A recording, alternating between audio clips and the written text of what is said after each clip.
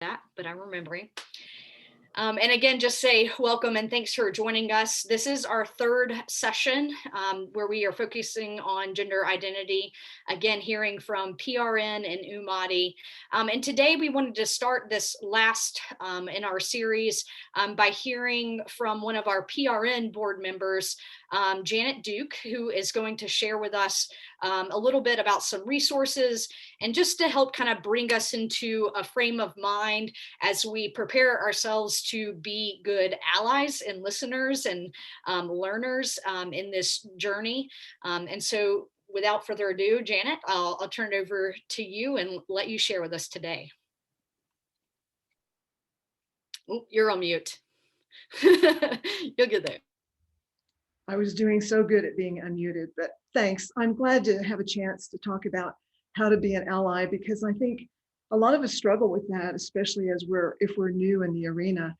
So I'd like to just talk about what you can do. And I want to preview it a little bit with some data on what the problem is. And let me just say that for transgender people, with more visibility comes more understanding. And with more understanding comes more acceptance. And with more acceptance comes more safety and support. And really, support and safety are one of the things that can be a challenge for the transgender community. And I'd like to just give you some examples from some research that was recently done for trans youth that were still living at home. And they surveyed those and then broke them into whether they had support or whether they were not getting good support at home.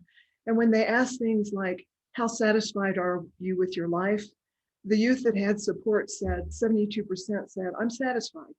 33%, if they had did not have good support at home, showed satisfaction. When asked about their mental health, 70% with support said, I have good mental health. It was only 15% if they didn't have family support. One of the most painful ones to me was when asked, do they face housing problems? 0% of those who had supportive parents said they had a housing problem. Over half of those who didn't have support were struggling with housing.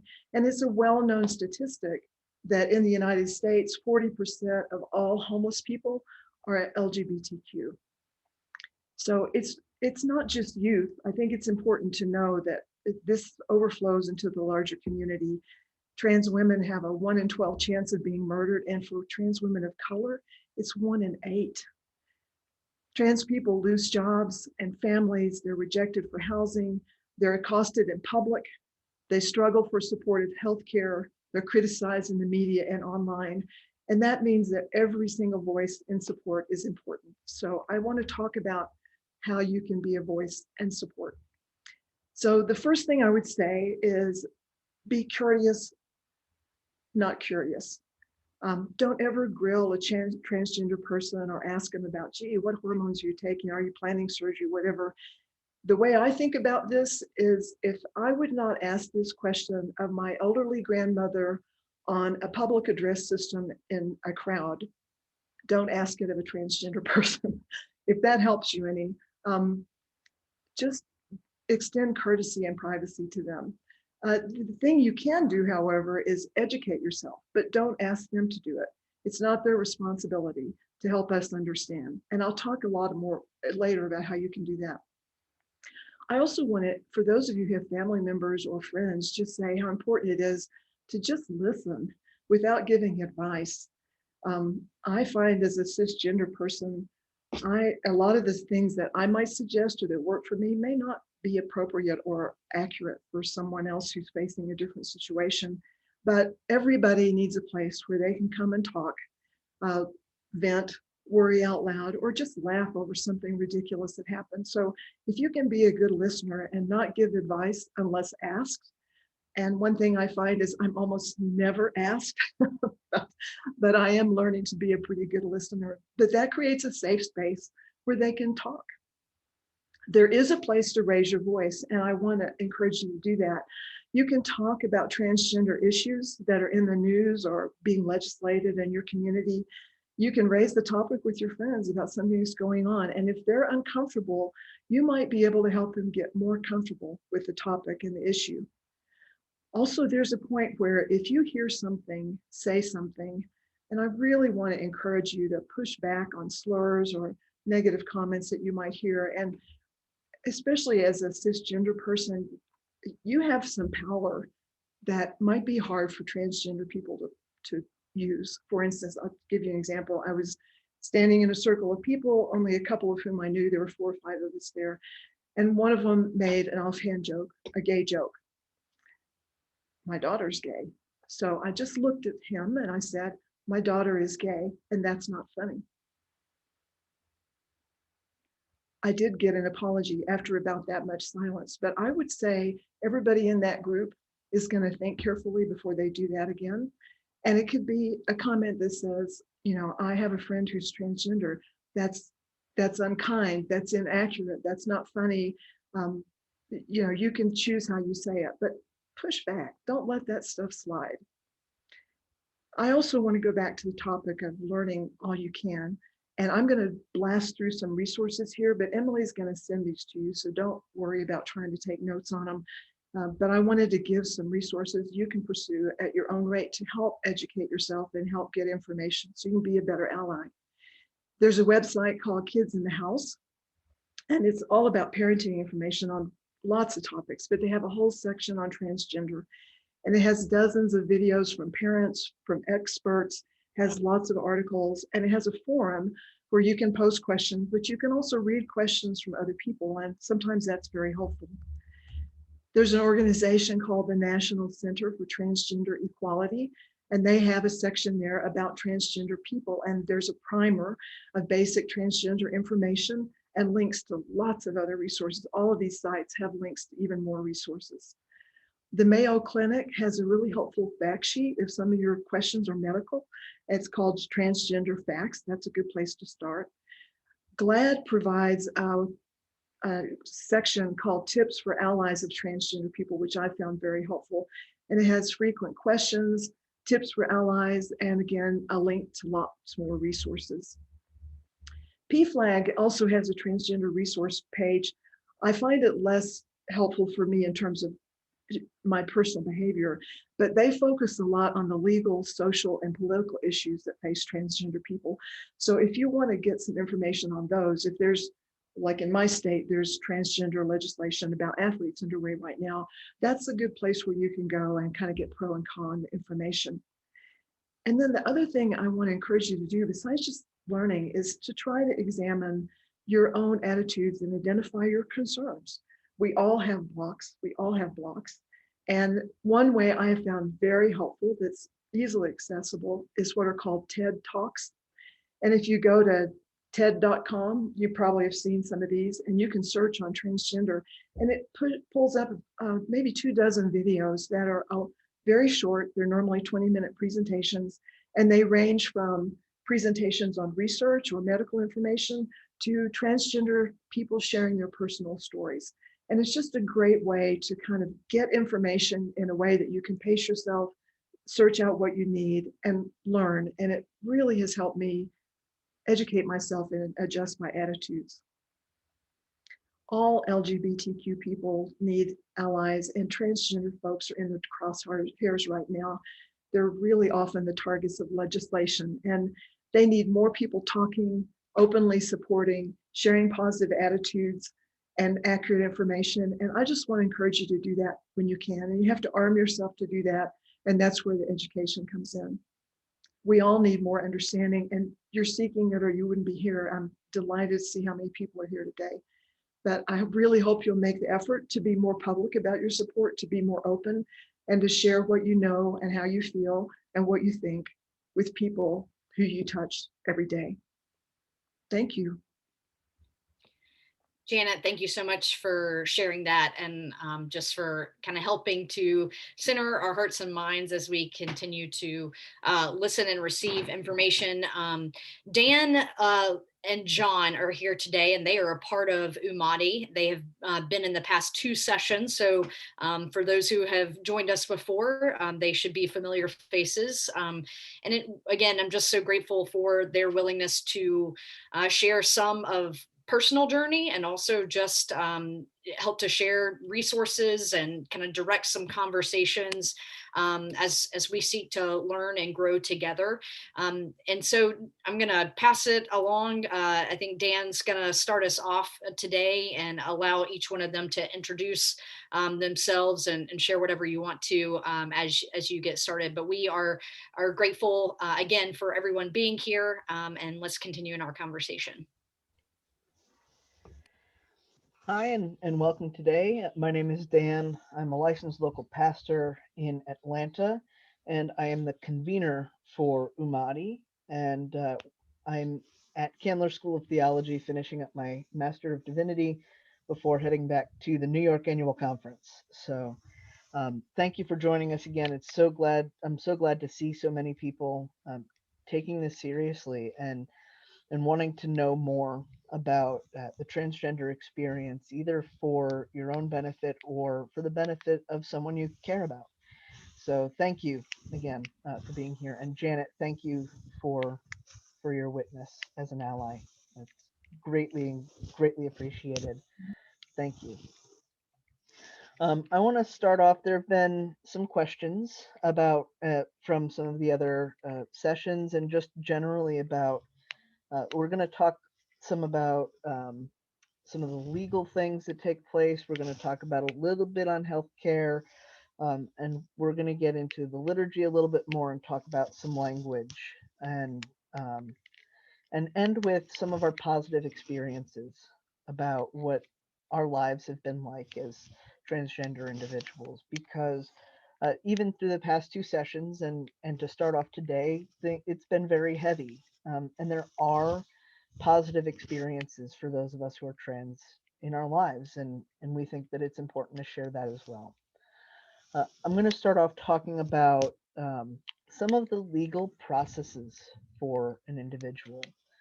One of the things to really to take care of, one of the things we do is the name changing process legally and the gender marker change process legally.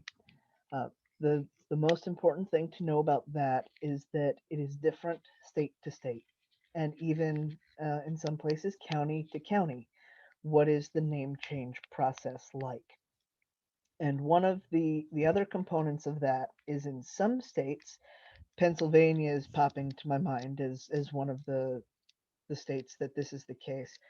When you change your name legally, you have to put a notice in the papers for any creditors to be able to find. So it's not only an expensive process. I know some states where it costs up to thousands of dollars because you either need a lawyer or different things to be able different filing fees. It can cost quite a bit of money just to change your name.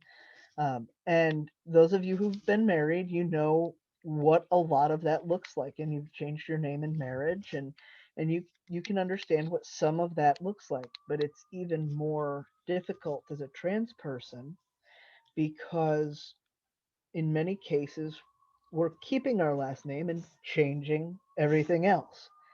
So there's the question quite frequently of um, are you changing your name to get away from creditors, or or what are the other someone who isn't really part of the transgender uh, larger transgender allyship community could be the judge that you're coming before to have your name changed and could have the potential to deny it because they disagree with transgender identities.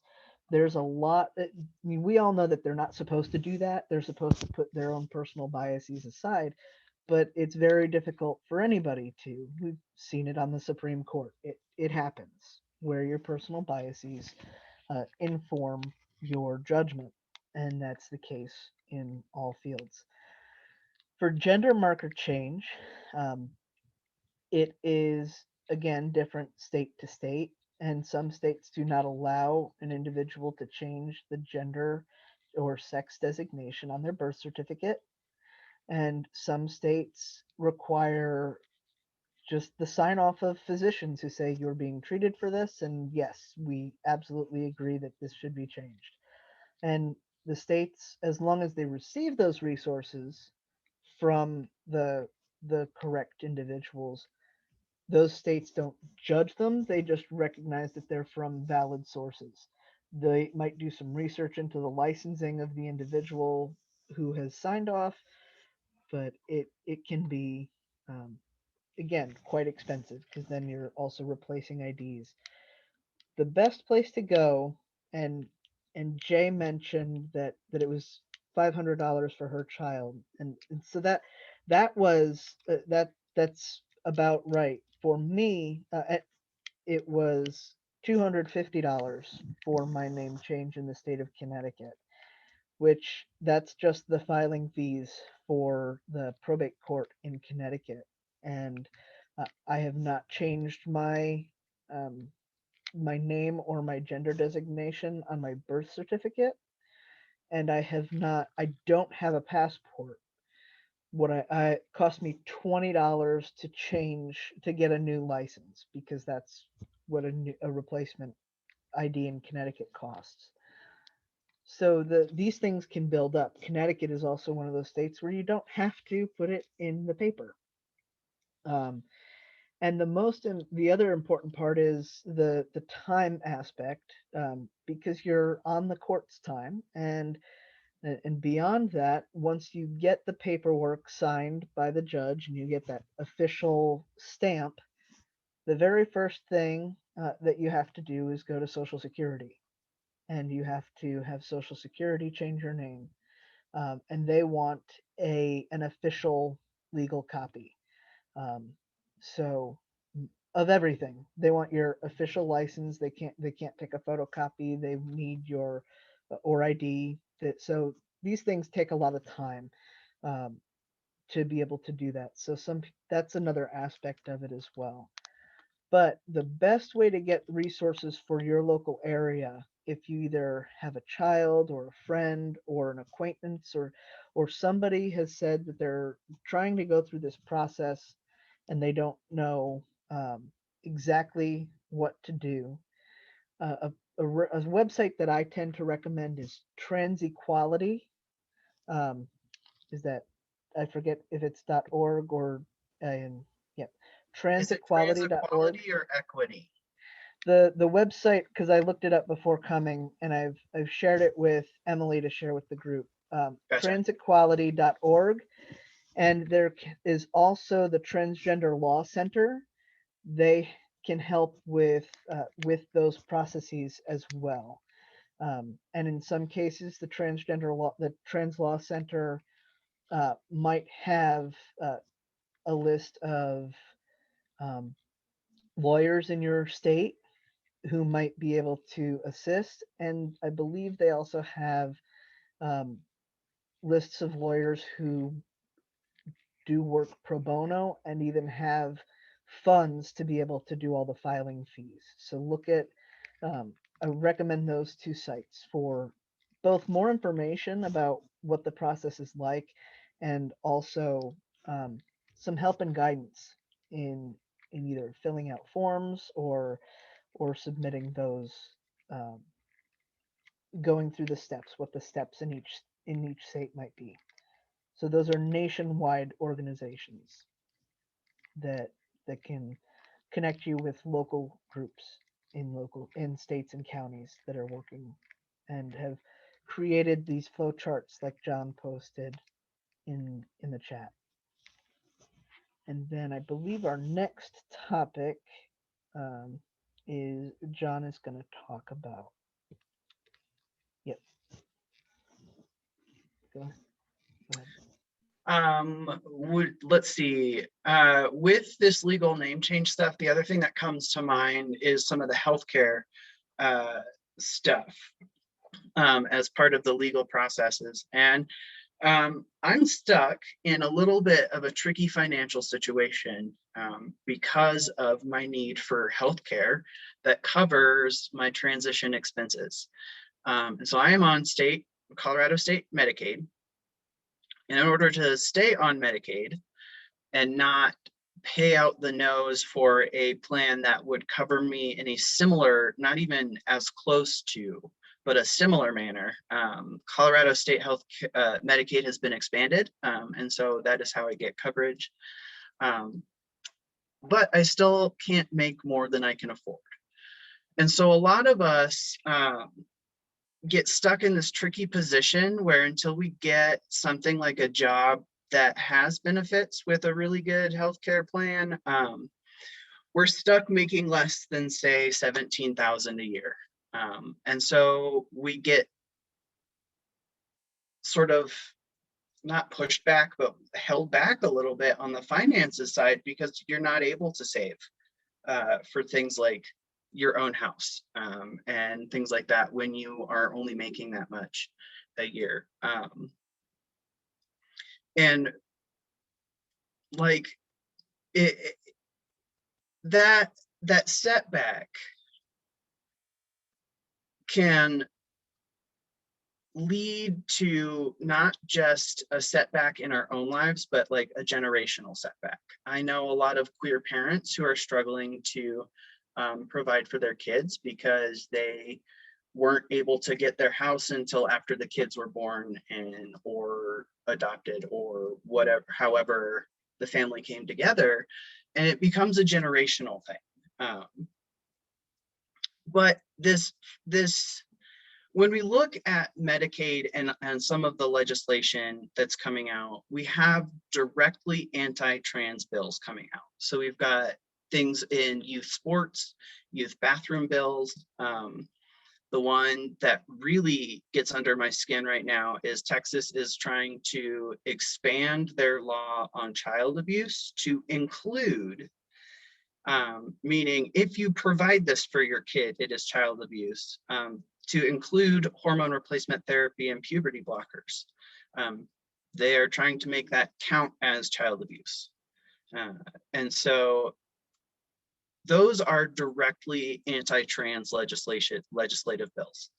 But when you think of things like the expansion of Medicaid, when you think of things like some things, I can't think of one right off the top of my head, but some things are connected to the community in ways that you might not necessarily realize. For example, with bathroom bill stuff, let's see, I want to say it was about 2014, 2015, so a few years after I was transitioning into my transition, I went on a mission trip from Denver, Colorado to Lyons, Colorado. It wasn't very far, but we were still staying in a church and showering at the local rec center. And I asked the minister in charge, I was like, hey, do they have family bathrooms? Because I'm not sure I'm comfortable going into a men's locker room and doing like the group shower thing.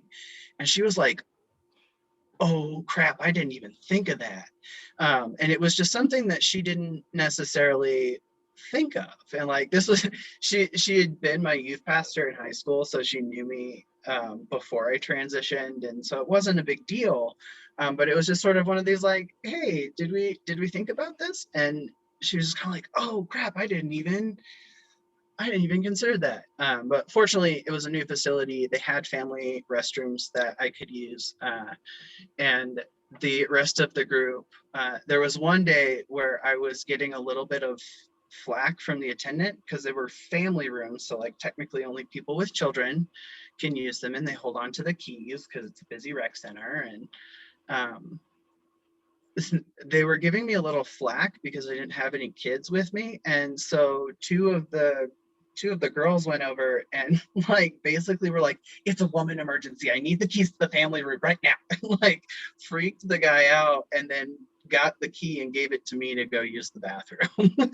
And so things like that can really, it's not necessarily a legislative thing, but going back to what Janet and Emily were saying about how to be good allies, sometimes it's just you see somebody in a tricky, uncomfortable situation, and there might be a way that you can step in, especially when something like bathrooms are involved. There was a campaign, a social media campaign, I want to say a while ago. I don't remember exactly what it was, but it was like, I'll pee with you or something like that, where it was like they were passing out little buttons with like a little sign. Do you remember this, Dan? This might be, yeah, they were like passing out little buttons that you could wear that was like, if you feel unsafe going to the bathroom and you see somebody with this button, you can be like, hey, can you go with me? Kind of thing.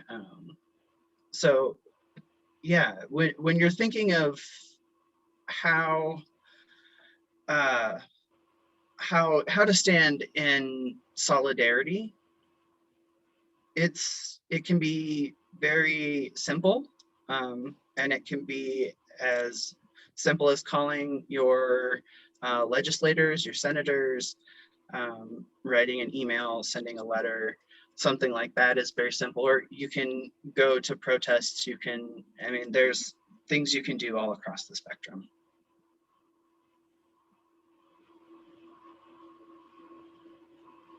And since we were talking a little bit about healthcare, do you want to talk about WPATH, Dan? Absolutely. So WPATH is it's a standards of care book for, and it's the World Professional Association for Transgender Health, and they've put out a booklet that is all about what are the best practices, the standards of care for transgender individuals, and this is a worldwide uh, association of healthcare providers. And this goes to when you're looking for a healthcare provider, you want for either your child or for the friend or whoever who has come to you as trans, and they're looking for a healthcare provider. The most important question to ask, and it's for mental health, for for physical health, for whatever it is, the question to ask is, are you familiar and do you follow the WPATH standards of care? If they look at you and say WPATH, the answer is run. Run in the opposite direction. Um, this talks about not just the care itself, but the bedside manner. These individuals are aware of the ways in which you talk with transgender individuals, the questions you don't ask, the questions that you do have to ask, even the appropriate ways to ask the uncomfortable questions, is another aspect of it, because healthcare providers, physical healthcare providers, do need to be aware of the anatomy of the individual. And so they are, as part of this standards of care, there is a way to appropriately ask those questions that reduce uh, the risk of dysphoria. So these are something to be very familiar of. WPATH, it's an acronym. It's the World Professional Association for Transgender Health. Um, so that's what it stands for. And above in the chat, Emily has shared 4 links, and the WPATH standards of care is included in those 4 links. So that is, I believe, the third link in the list. There it is. So the WPATH standards of care are incredibly important, for knowing when you go into a physician's office or a medical provider's office, and if you mention WPATH and they have no clue what you're talking about, that is where you say, I'm sorry, this is not the right place for me, my child. This is not the right place for us, because this is it's the standards of care for, um, how many, for instance, how many sessions with a psychologist does an individual need to sit down with before they can be approved for surgery? That's listed in the standards of care. Um, how many how long an individual should be on hormones before going through either top surgery or bottom surgery for men and women, and it's different, or non-binary, and it's different for each. My understanding is that an 8th volume should be coming out soon because there's been so much development in the recent years. I believe the last volume was put out in 2001. So they may be a little bit dated, but they're more recent than some of the other standards of care for other populations. So it's the link goes to a downloadable PDF. It's in multiple languages, and so yeah, it's a good document to be familiar with. I know that John, you already touched a little bit on Medicaid, and I believe, but our next topic includes Medicaid. Yeah, like I said, I can't make more than I can afford to. But if you see your state trying to expand Medicaid, vote whichever one is the do it option. Sometimes they word it funny so that like you have to vote no in order for it to like actually go through. But expand Medicaid. Just do it. It helps not just trans people, but it helps all marginalized communities really that are living under the poverty level. And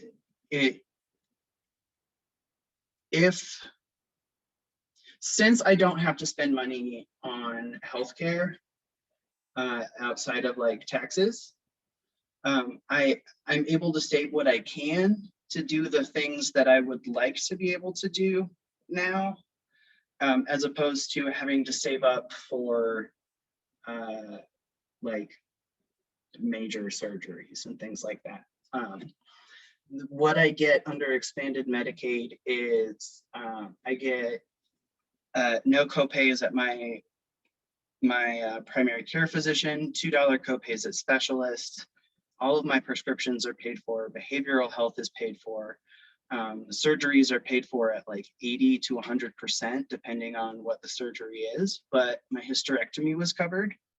My double mastectomy was covered. Was that one covered almost completely, or was that a different? No. Yeah, that one was covered. My hormones are covered every week. Those are things that are vital and imperative to my mental and physical health as a trans person, that I'm willing to give up the financial security because I need those things more. But I shouldn't have to make that choice. And so expanding Medicaid is the first step, I think, but pushing forward to non-privatized healthcare,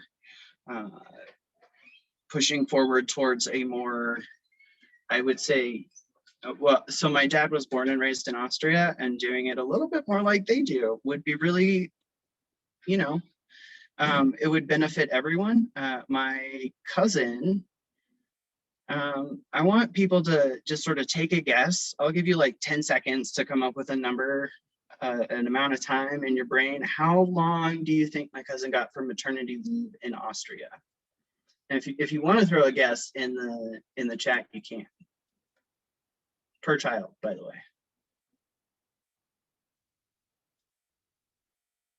Yeah, 18 months, 6 months, 12 weeks. Cousin in Austria, 1 year, 3 months, 2 years. 2 years, there we go. That's it. 2 years. She got 2 years maternity leave per child with partial pay from her job. And the opportunity, they didn't necessarily like hold that specific job, but they said there will be an opportunity to come back to the company afterwards. And so what a lot of Austrian parents will do, and European parents will do, is if they're planning on having more than one kid, they'll time it so that mom stays home for 4 years from their job to raise the kid until the first kid's going to preschool. And then she can either enter back into the workforce or decide at that point if she wants to stay out another 2 years to get the second child in. But yeah, there's a lot of things that we could do from a legislative standpoint, I think, that would benefit everyone, not just the trans community. It's you know, this idea of, I don't know, the idea of having to pay like $300 a month for healthcare to get the things that I need doesn't sit well with my wallet or my stomach. And so it's, yeah, keep in mind as we're looking at legislation stuff, especially around healthcare, that if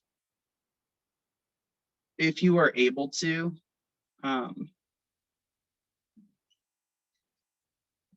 that's not how I want to start this.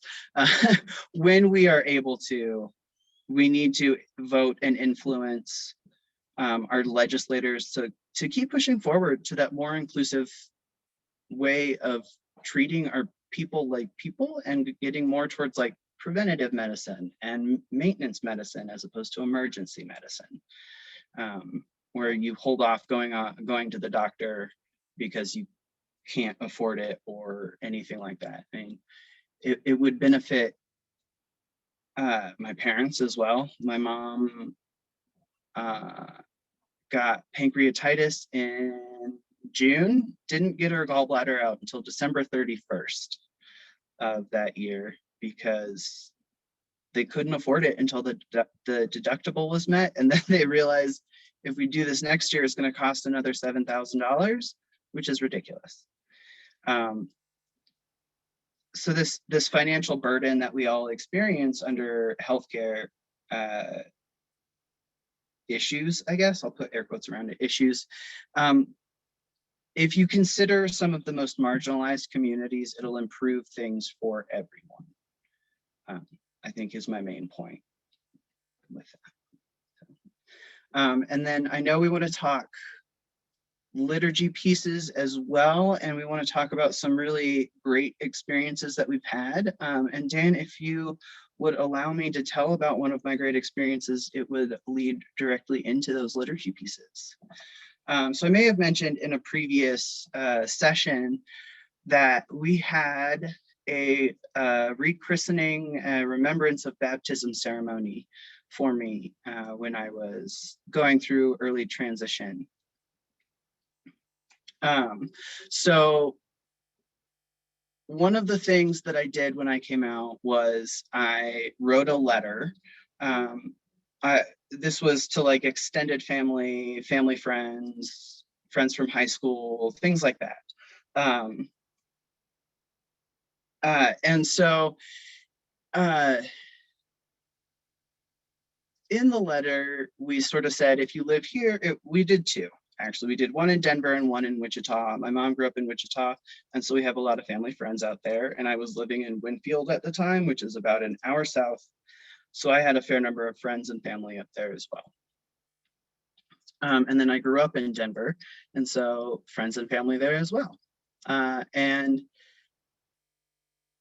it's really the Wichita one that I remember the most. And we did it at, and here's the thing is I consider that my baptism because I remember it. So my grandpa baptized me when I was a baby, like little infant, little thing. And he was a pastor and he did the whole ceremony. And then when it came time for the rechristening, I had a couple pastors that were close to me do the services. But for the Wichita service, I had my grandpa anoint my head with oil and give me my new name. And it was really that service in particular that marked it, especially for my mom and especially for me, that from this point on, we are going to call you by your new name. And it was so special and so life-giving. And I never would have had that had I not come out as trans and had I never transitioned to being the person I am today. And that's really one of the experiences that, you know, we've shared a lot of, like, these are the struggles of being trans, but there's also a lot of joy in being trans. And you can find a lot of really wonderful things when you have support. And so those, you know, for those of us who grew up in religious circles, having these liturgy pieces are really important because they're part of our tradition, they're part of our heritage, they're part of our upbringing. But sometimes we feel a little bit outside the circle. And so if we can have similar liturgies or liturgies that are written more inclusively, it'll bring us more into the fold and more into the circle. And with that, I will turn it over to Dan to talk about a little bit of the liturgy pieces because you've been working on some, right? Yep, I have. Emily, do I have screen share options? The document hasn't fully loaded yet, so I'm waiting on that. But while we wait, I'm going to just say, in May 2019, May 4th, 2019, I had my own, you called it a rechristening. Mine, I call it a name changing, a service of name change, with a reaffirmation of baptism. And for me, it was incredible to be able to put this service together and to be able to share that with my family and my home church. This, like John said, this service was a turning point in my family where they truly started sharing, using my my name. And so wanted to share with you this service, and Emily's going to make it available. Before I signed on, I was finishing up the edits of this so that it could be made available, because I took out my personal information from it and put it in and highlighted the different areas. This is the bulletin that I used, and because this was a service that was exclusively for the service of renaming. And so, again, I've shared in the past that some individuals have a very different relationship with their dead name or their pre-transition name and pre-transition self than I do. And so some of these things are if it's okay, and some of these things are, I've tried to color code things about where names go.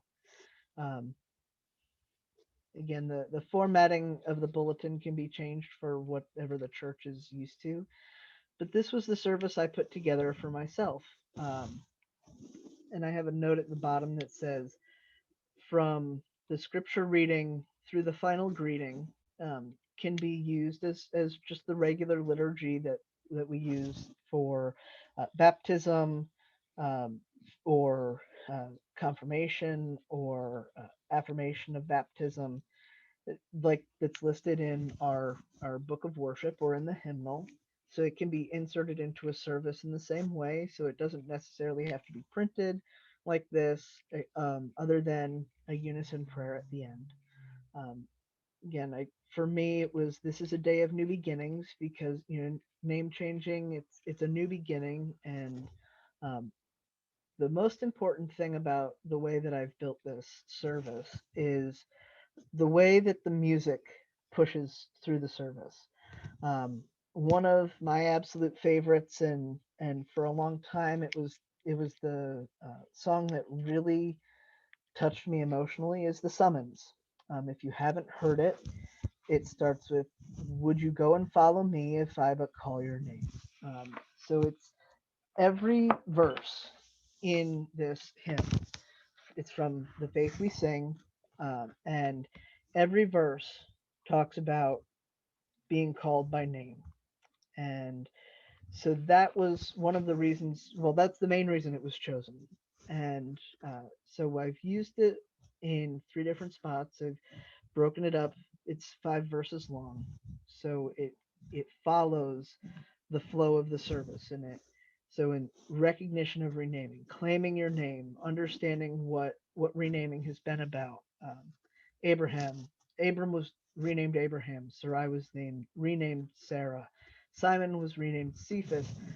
This is a lesser known story, but Naomi from the book of Ruth renamed herself Mara, um, because she felt that God was ignoring her and treating her poorly. She decided to rename herself. Um, so it's part of this is understanding the power of names in Scripture, and then moving into who the individual has been, and instead of the person's dead name, you can use just say another name, um, so that it continues to flow the liturgy, and then the individual verbally and in front of a group claiming who they are and what their name is. Again, part of it for me being United Methodist and having this understanding of what baptism is, and a one baptism, and what that means is for who we are. Again, I shared in the past, this could be different as I'm doing some research on the other side of what our doctrine could and should be regarding transgender individuals with baptism. Um, it depends upon an individual's relationship with their previous pre-transition self. So if we've got someone who's going through this kind of service, we would look at it as an affirmation of baptism rather than a new baptism. So recognizing the date of the individual's baptism, as this is when the church recognized God's claim on you. This is, and then if the individual was confirmed, this second section would be important. Naming when the confirmation, when the individual took on that call of God to be God's child was. And so if the person had a believer's baptism, this section would be unimportant.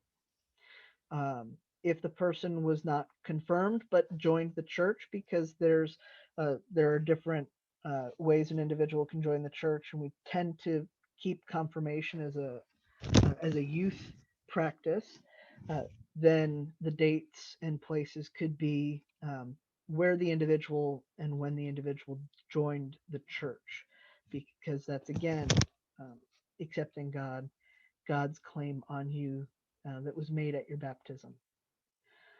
This uses the baptism and church membership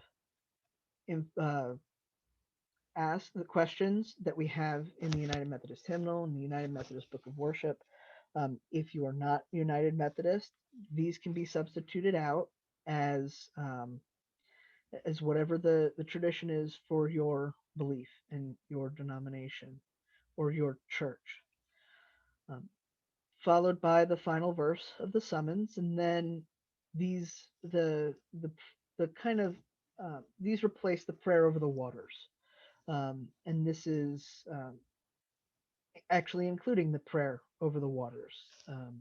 When nothing existed but chaos, you swept across the dark waters and brought forth light. These are directly from the United Methodist baptismal covenant, and so all of these comes from that. And then, since this is not a new baptism or a baptism itself, then the actual motion would be the actual motion of the presider would be laying on of hands or sprinkling with water, typically through either a sprig or anointing with oil, and then acknowledging this individual by their full name, and then the congregation responds with naming the person with their full name, those who are present. And then at the end, the individual can provide a greeting if they'd like. They don't have to. Not everybody likes to talk. I did. So if you couldn't tell. And so this was part of it. And then there's another section that's some other options that Dion and I, who's another member of UMATI and another member of the board of directors for RMN, he and I put this together when we were at the Philadelphia Trans Wellness Conference in 2019, as we did some of these recognitions of renaming and affirmations of baptism for the attendees who didn't have a faith community who would be willing or able to do that for them. One of the things as we transition to a interesting word, transition to our next topic, and know that we're pretty much out of time, but I wanted to share one of the things that has been for me very important has been the fact that as someone who spent much of my life presenting as female and now understanding the life that I have as male, I have truly been able to recognize male privilege, and it has made me a more empathetic person.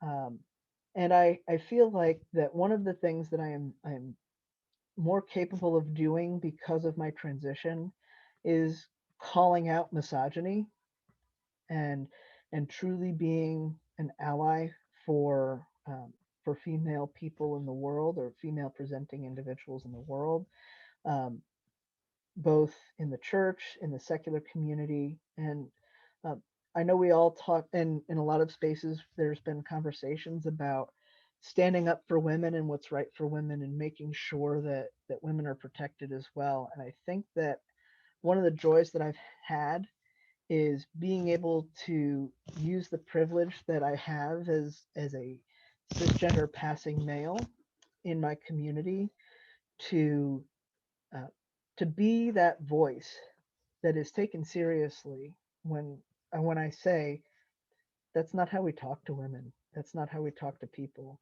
and that's not an appropriate thing to say. And I've taken a lot of joy in being able to do that. I also find incredible joy in just sharing my identity and my story with people, simply because God has created me and all of us in a unique way. And I truly find joy in the identity that God has given me. So thank you for being with us. Thank you so much, Dan and John, for sharing today. The conversation could go on, and it will go on, not today in this session, but we do these sessions as an invitation to join the conversation with us. And we hope that this will be an ongoing journey, that you will see RMN and these extension ministries as a resource and as a support in your lives. Jim Waugh, the board chair for PRN, has just put a Survey Monkey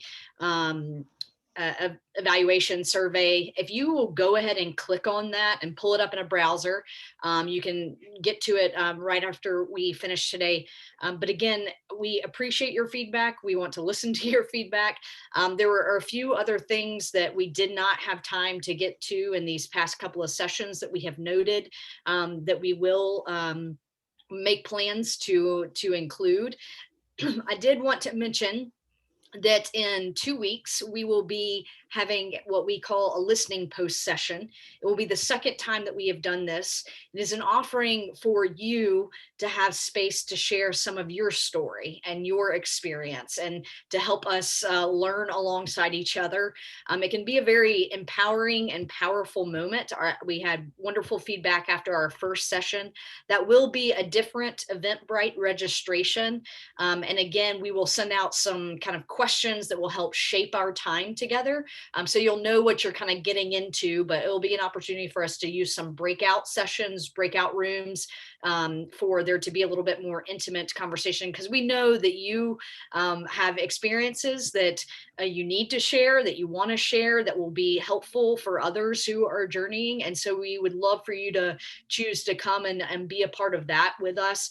But again, if you'll fill out that Survey Monkey and stay in touch with us, we would love to let you know about upcoming sessions that we'll be providing. We are taking a little bit of break. We don't have the next set of sessions planned out yet.